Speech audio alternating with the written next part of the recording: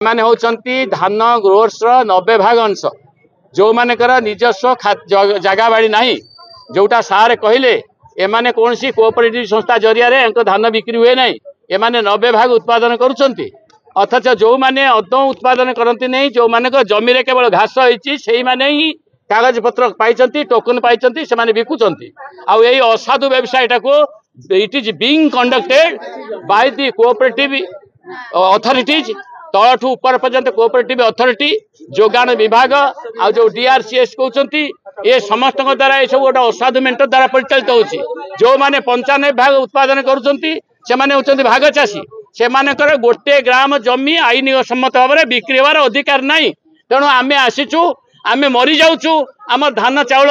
गुआल घरे शोवा घरे सर्वत्र रही आम मुंड पर रही पागल होती लोक यही लोक मैंने बिकिए कि रकम शारद धान बिकी पार नथिले डालू धान बिक्री करें ना आसंता थार को खटे खटा कौन आवश्यकता पड़ो नहीं मूल्य माने बंचे किमी देश में कल कारखाना नहीं 90-95 भाग लोक जो माने मूल्य भाग चाषी दिन मजुरिया से बंचे कि रकम तेणु आम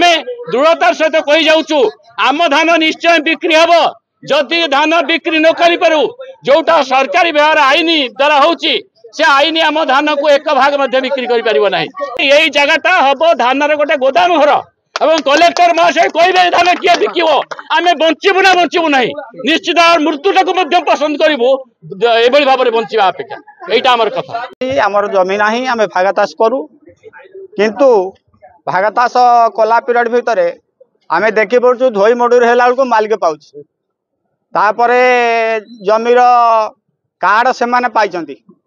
पाइला भितर कार्डर से धान गंडा बिक्री कर किंतु गोटे भागचाषी पाखे कार्ड खंडे ना से धान गंडा केमी कौन कर बिक्री कर धान सब आज्ञा गुआल घर अच्छी घर रखीचु दुआर रखीचु चारिआडे धान रखीचु ता भीतर भी गजा बहुत धान भी हो गलानी यह हूँ किंतु आमर दाबी जे भागचाषी खंडे कूपन दिया चाषी तो आम पंचायत सारा प्राय 150-200 कि 250 चाषी हो पारती भागचाषी सरकार न सैना आम ये दिन राति बसमु अनशन करमु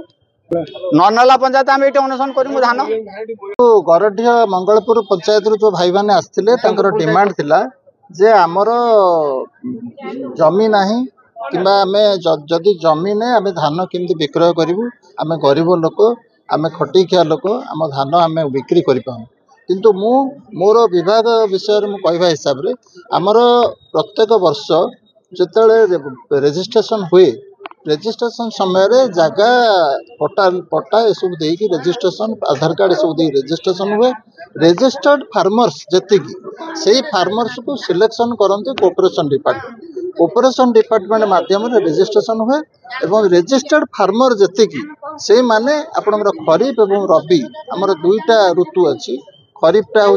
अक्टोबर 1 रु मार्च 31 रबीटा हूँ मे 1 रु जून 30 यार भितर जी रेजिस्ट्रेशन करथांती ओनली आम विभाग registered farmer to cooperation department माध्यम धानटा किणे मिल पॉइंट को दिए मिल को आम चाउल नहीं पीडीएस उपयोग करूँ किंतु आज जो भाई मान जो असुविधाटा अच्छी सेटा विभाग तार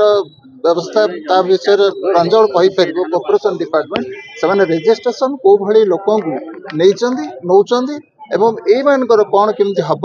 आम परवर्ती समय गोटे टीम बसिकी आम जिलापाल सागर डिस्कसन करूँ ये मानकर भी केमती कौन हो पार सुविधा व्यवस्था कर।